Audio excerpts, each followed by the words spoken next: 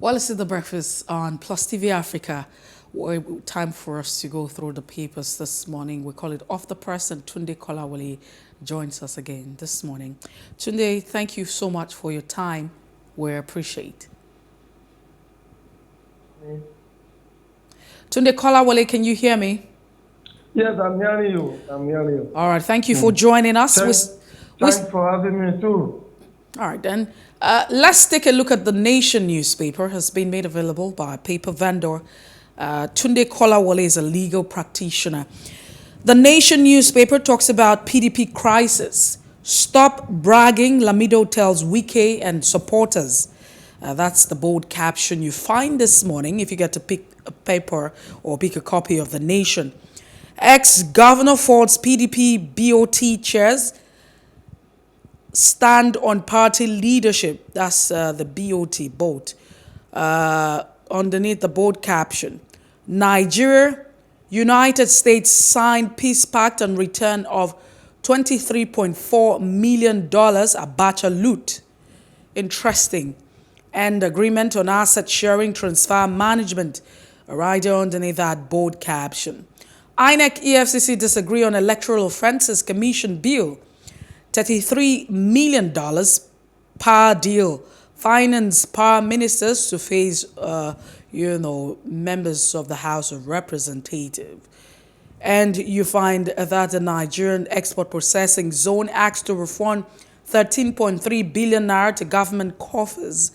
Again, flooding presidency queries state on ecological funds. ASU plans indefinite strike. Does it feel like a strike in the strike? Congress and in 123 branches today. Okay. Really saddening. But that's it on the Nation. Away from the Nation, we have the Punch newspaper. Presidential race, Tinubu Wike meet in United Kingdom and PDP talks wobble. Rivers important for 2023 election and victory, Amechi lukewarm. Presidential candidates men is quoted to say, Wike has not told us he's leaving the PDP, but he's not in Nigeria, says Governor's Associate. Recover the Bachelor loot hits $334 million. U.S. condemns corruption. Of course. No one likes corruption. Even the United States, I'm sure there are corrupt practices as well. ASU parents propose 10,000 naira support levy for varsities. Quite interesting. Parents propose 10,000 support levy for varsities. PSC workers threaten strike and commission suspends recruitment. Truck crashes into Lagos-Ibadan Express Bridge and causes a gridlock. PDP assembles 100 witnesses, says Oyetola. Petitioning time wasting. I take that again. PDP assembles 100 witnesses, says Oyetola. Petition time wasting. Courts shoot rival dead in Lagos restaurant and suspect is nabbed, while 12 NMPP supporters passengers die in Nasarawa Ondo crashes. Really unfortunate. Again, you also find, I think that's the much on the Punch newspaper this morning. On the Daily Trust, Tinubu Wike's London meeting rattles the PDP Atiku. But once upon a time, it's a statement that's been, put out in public space where Wike was quoted to say that what would he profit him if he leaves, the PDP, right? And Rivers governor may work for APC, according to source. Former Vice President Moon, working to resolve PDP crisis, the BOT chair is quoted to say. International affairs triple over $464 million block funds, and the federal government in recent time has also said they're making efforts to ensure that these funds are repatriated. Nigeria to receive fresh $23 million Abacha loot from the United States. Wow. Oh, that's a lot. It feels like every other time, we get to receive more like a gift. Cholera kills 91 in 31 states as 12 die of monkeypox.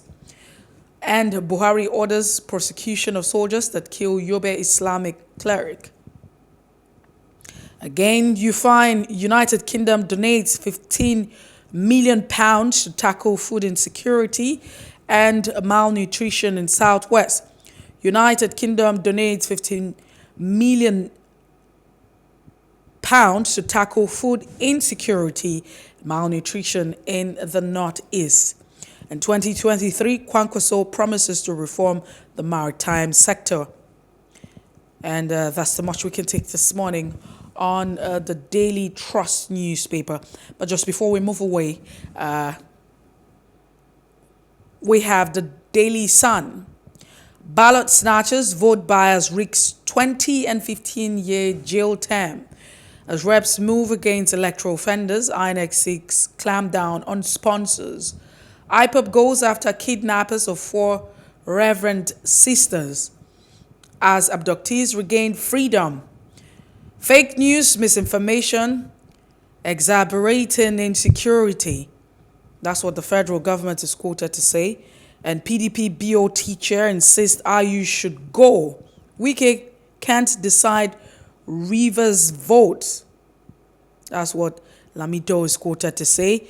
Again, you find U.S. signs pacts with federal government to return $23 million Abacha loot. Court officers please impound Andy Uba's cars over debts owed Othoeze. And editors Serap sue Buhari's NBC orders over plan to short 53 broadcast station. Insecurity, governors one election may not hold in some northwest states. Really, this statement might just also contribute, to tense up the polity. You also find Buhari reiterates commitment to tackle banditry and terrorism, vows to resist attempt to undermine football. This you find on the Daily Sun newspaper. But that's the much we can take. We have Tunde Kolawole who joins the conversation. Tunde, thank you so much.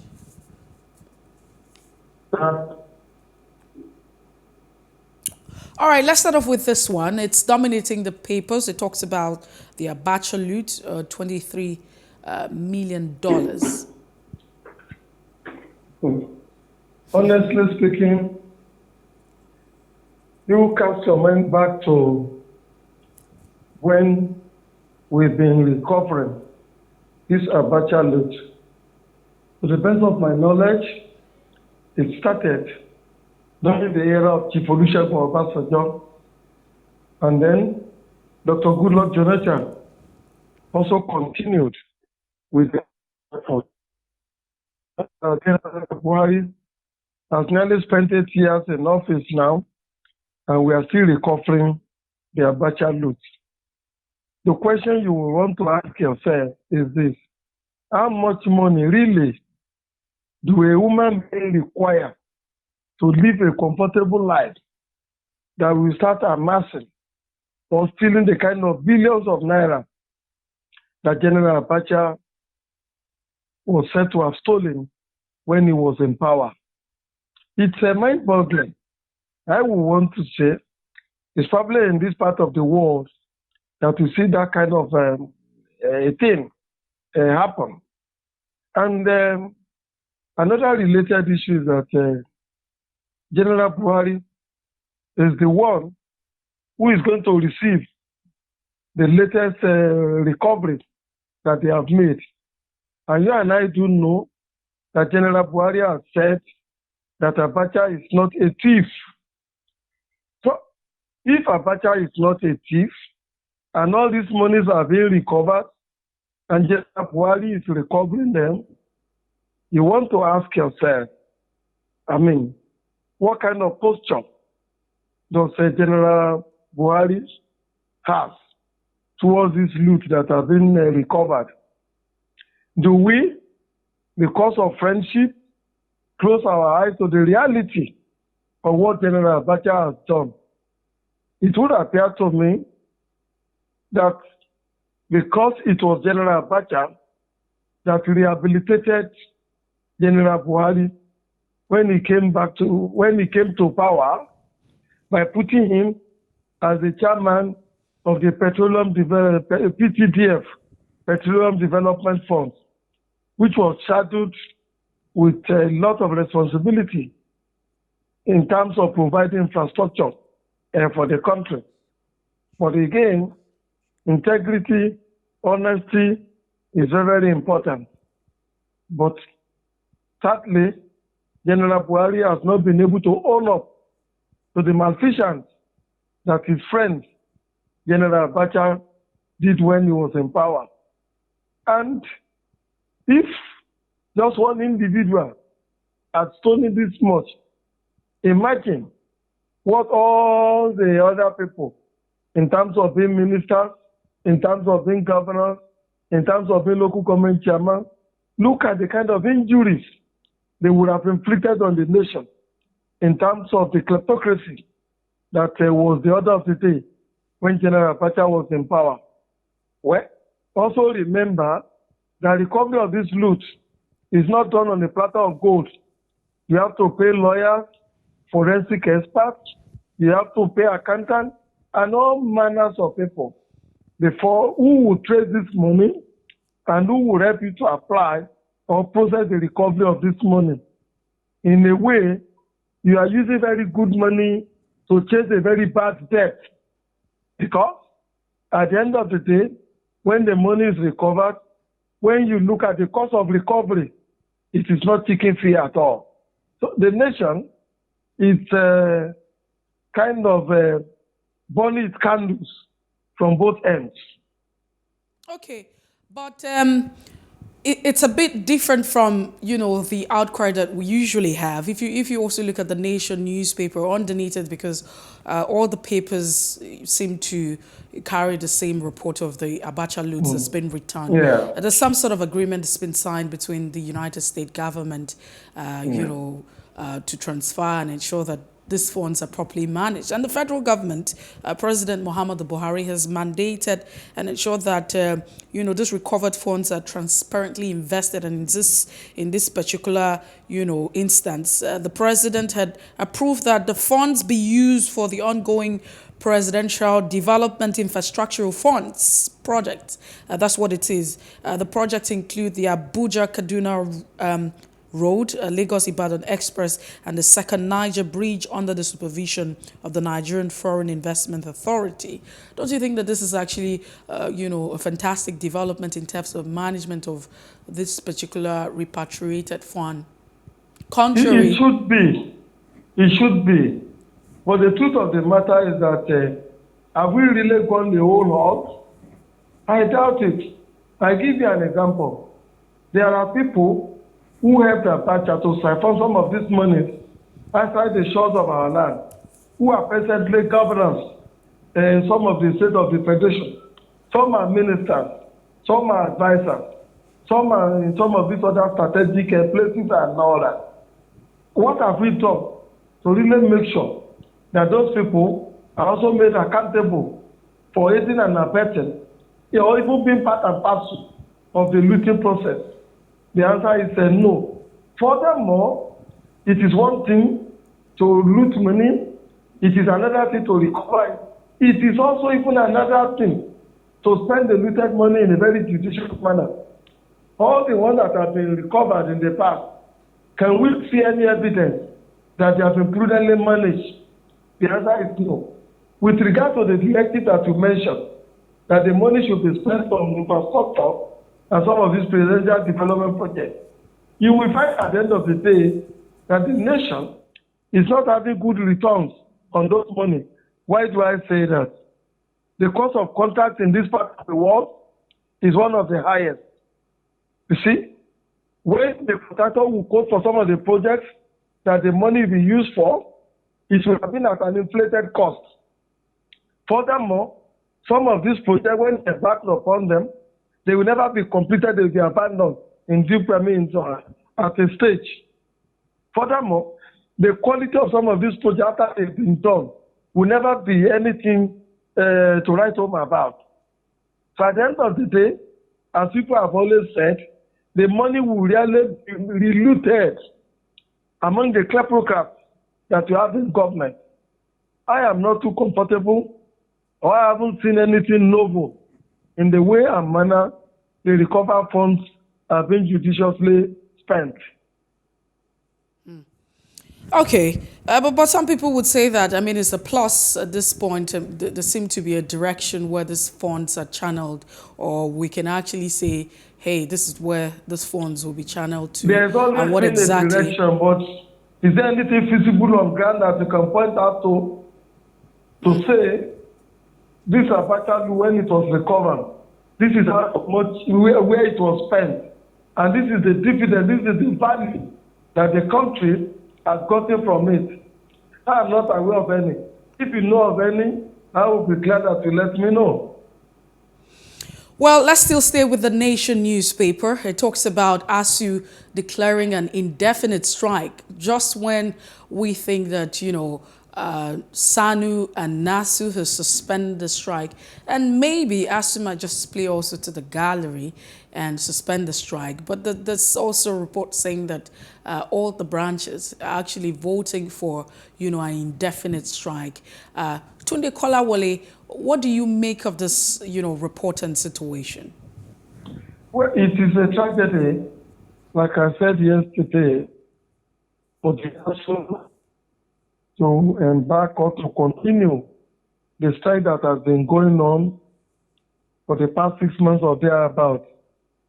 The consequences are enormous. The children are already at home, very idle. You and I will know that the devil will usually create work for very idle hands. I have read in the papers some children or some students who have been interviewed who said they will not go back to school even when ASU resumes. Some have said they have started another program on the internet, doing internet study, long distance program. Others have said they have started businesses, and that the businesses appear to be even more profitable than what they would expect when they complete their studies in terms of salaries that they will be getting. Others will simply, like ladies, get pregnant, get married. Some, like some students who went to construction sites and disappeared and have never been seen today. Some of them will lose their life in the process. So whatever way you look at it, an indefinite strike by ASU not only affects the children, but mortgage the future of the country. Because you and I will know that education is the bedrock of development. So if ASU embarks on an indefinite strike, we will merely be tying down our developmental activities for as long as ASU stays on the strike. But more importantly, I will want to say and appeal to the ASU people that they should not, for God's sake, throw away the baby with the bathwater, and they should realize that two wrongs can never make a right. I have been emphasizing this times without number, that the approach of those who have special skills, like ASU, like judges, like medical doctors, who have always insisted on a differential salary structure for themselves, that kind of an approach to life, at the end of the day, is counterproductive. It is likely to lead to industrial disharmony. There will never be peace in the society. Secondly, it will leave very little resources for development. Because if people like doctors, like lawyers, like the university teacher, like nurses, like the judges, get the kind of jumbo pay they are asking for, where would the money be found, not just to fund what they want, but also to develop the society? Furthermore, other people who don't have the kind of special skill that ASU have, don't they also deserve to live a life that is comfortable, that is of quality, that will ensure that they have access to all the good things of life, like the university teachers, like the judges, and whatever? Again, you ask yourself, if because of what the politicians are doing, then the ASU also remain adamant the way they have remained, I am not too sure we'll ever find solution to the Nigerian problems as it were. I continue to recommend, and I emphasize again, that ASU and all these professional parties should get together and find a way to ensure that we have good people in the public offices, in governance, come 2023. If there are good people at the shadows, the chances are that they will better manage the resources of society. They will know the priority or the places that they should put priority on and put good money, make good investment so that society can grow, so that industries can be created, so that jobs can be created, so that we can have good infrastructure. If we refuse to go in that direction, chances are that the society will stagnate. At the end of the day, we might be expecting an implosion because of unemployment, high crime rates, juvenile delinquency, and even inability to pay the few people that may remain in the civil service. Because as it were, it is obvious the country is already bankrupt. Okay. I mean, let's take a look at the Punch newspaper. Nigeria recovers 86.2 billion naira stolen oil in 1 month. That's the report. And we also know that, oil theft has contributed to our inability to meet the OPEC quota over time. But according to the report as of last week, the Navy actually seized a super tanker of super tanker, which is owned by Equatorial Guinea. I was really going to ask, how did we get to this point? How is it possible that our oil is being stolen, by forces outside of this country? It is very, very simple. No foreigner will just wake up from their country overnight and drive a super tanker to oil terminal where oil is being loaded, where the crude oil is being loaded, and expect that their tanker will be filled. When you see that kind of a thing, it must be some Nigerians that have aided and abetted or colluded with such persons to bring some super tanker to our shores to come and load petroleum products free of charge. Furthermore, you and I do know that there are certain warlords in the Niger Delta who are not working but are living stupendous life. They have private jets, they have Rolls Royces, they go to some of the best places for holidays and all that. And you ask yourself, how are they able to live this stupendous life without working? Your guess is as good as mine.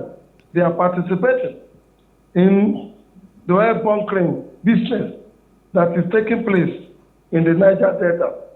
We have also had reports in the past that some of the security men who have been deployed to the Niger Delta to make sure that oil theft or that petroleum or that the crude oil is not being stolen, most times end up being part and parcel of the theft. So if you have a nation that is unable to manage its affairs, you should expect the kind of scenario that we continue to see in the Niger Delta. As of today, so many vessels come in there without being accredited, without being cleared by the NNPC to load petroleum products, despite the fact that we have layers and layers of security forces in that part of the country to make sure that nobody walks into Nigeria and leads crude oil without paying for it. But with regard to the super tanker that you mentioned, thank God It has not succeeded in loading the crude that it wanted to load before the Navy were able to intercept it. The vessel merely ran to Equatorial Guinea for cover, and while it was running away, it raised a false alarm that some pirates were trying to hijack the vessel.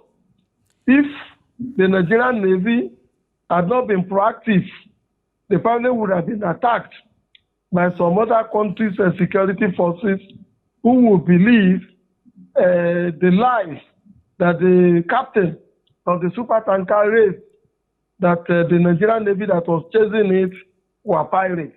But so a lot is happening in Tunde Nigeria. Kolawole, do you think that we should be rejoicing because every other time we talk about not meeting, the OPEC quota and the fact that, especially at this period where the crisis, the global crisis, especially Ukraine and Russian war, should have actually benefited the likes of Nigeria, but we're not actually there. The federal government has blamed her inability or, the fact that we've not met the quota on oil theft. And do you think that this should be, something that we should rejoice over? It's just one case that's been reported. What of the cases that have been successful that we have not been able to apprehend? I mean, we're talking about the Nigerian Navy. One out of how many of these thefts would have actually happened? We're not also talking about local theft here, right? But this is just one that the Nigerian Navy was able to intercept. So imagine, what would have gone on. How many of these cases that we have not been able to intervene or have the Nigerian Navy actually apprehend? And so do you think that we should be celebrating? Well, ultimately, with the war going on between Russia and Ukraine, that has led to the rise in the prices of crude oil in the international market, Nigeria should by now be rejoicing and celebrating and making a windfall from sales of crude oil. But unfortunately, we are not rejoicing. We are not making a windfall simply because even the quota that OPEC has given to us, we're finding it difficult to meet up supplying those quotas. But Tunde Kolawole, that's not the question I'm asking. I'm saying that because you have stated that with the victory that the Nigerian Navy intercepted the supertanker that was taking crude, by Equatorial Guinea forces. I mean, the Nigerian Navy intercepted, that supertanker. And to you, it sounded like, hey, it's a fantastic thing. We should be a fantastic. But I'm saying that this is one out of so many cases that have not been reported. It's just one that we have that, the Nigerian Navy. So what happens to, thousands and one cases? That's where I'm going. I told you earlier that apart from the Navy, the police are also in that place. The Nigerian army are there. The civil defense are also there. And lately, I was also reading the paper. The federal government has awarded a contract to Polo to help police the Niger Delta so that incidents of theft and then illegal refineries can be reined in. The contract is said to have worth about $1 billion and NORA. If you have that armada of security and layers upon layers of security in those places, and you still have to hire an individual to police the Niger Delta to make sure that crude oil is not stolen and NORA, I would want to say that is a very stinging indictment on the security forces. That an individual is more powerful, is more resourceful, he could do a better job than all the security forces of the country combined. Nobody is rejoicing. The country is bleeding. This is at a time in which we say our foreign exchange earning is dwindling, and then the international price of crude oil is rising. We should be making more money now if there is no restiveness in the Niger Delta.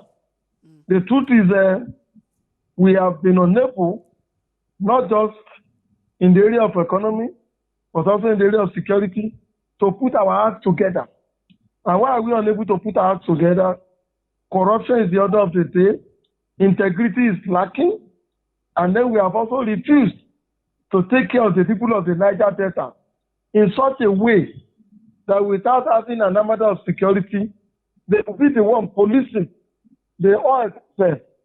Imagine if we have been building houses for the people of the Niger Delta, giving it to them free of charge, give them good hospitals, give them good roads, send their children to school, very good school, with scholarships and all that. They will consider themselves to have a stake in the protection of the oil that is drilled in that area. Just quickly, Kolawole, let's look at this one. Do you think that Wike, we're moving away now because we're out of time, and that's on the Daily Trust. But do you think that there's a possibility that Wike, the governor of Rivers State, might just move away from the People's Democratic Party? Because we hear, reports that there's a tendency that he might just decamp, form the PDP and might be working for the APC. It is not impossible. You will remember he has held a meeting with some governors from the Southwest before now. He has also invited some of them to come and commission projects. And I would also think this may be the second meeting he's holding with Asiwaju Bola Ahmed Tinubu. And if you also are following his comments, chances are that he might cross carpet, he might go to the APC, join the APC, or join forces with the APC, at least to fight the 2023 election. Also remember what he has been doing to members of the PDP who have refused to toe the line that he is towing. Some of them, they said, have had their hotels shut down, their businesses crippled, and Wike himself has been boasting that anybody that does not follow him or toe the line that he's towing or go in the direction he's going to deal with them before he deals with the outside forces. All these are indicators that the man might be joining the APC, especially or teaming up with the APC to fight the 2023 election and all that. But if he does that, he might be cutting his own nose in order to spite it. Because you don't say because you haven't gotten what you wanted, then you will throw the baby away with the bad water. And if we can also embark on that path, or if he doesn't disembark from the route he has taken, it will be difficult for other politicians, for even the average Nigerians, to trust him in future. Tunde, he might, in a way, be mortgaging his own political future if he goes to the APC. All right, thank you so much. But this is a point where we call it a wrap. We wish we had more time to talk about, the big stories on the pages of our dailies this morning. But we have some other time. All right, then. Have a great day. Have a great day. You too. Well, Tunde is a legal practitioner. He's been making and sharing his thoughts on some of the big headlines on our papers this morning. And that's the size of Off the Press. Will return tomorrow, hopefully with more interesting conversation. But just before then, let's tell you what happened in history. Please stay with us.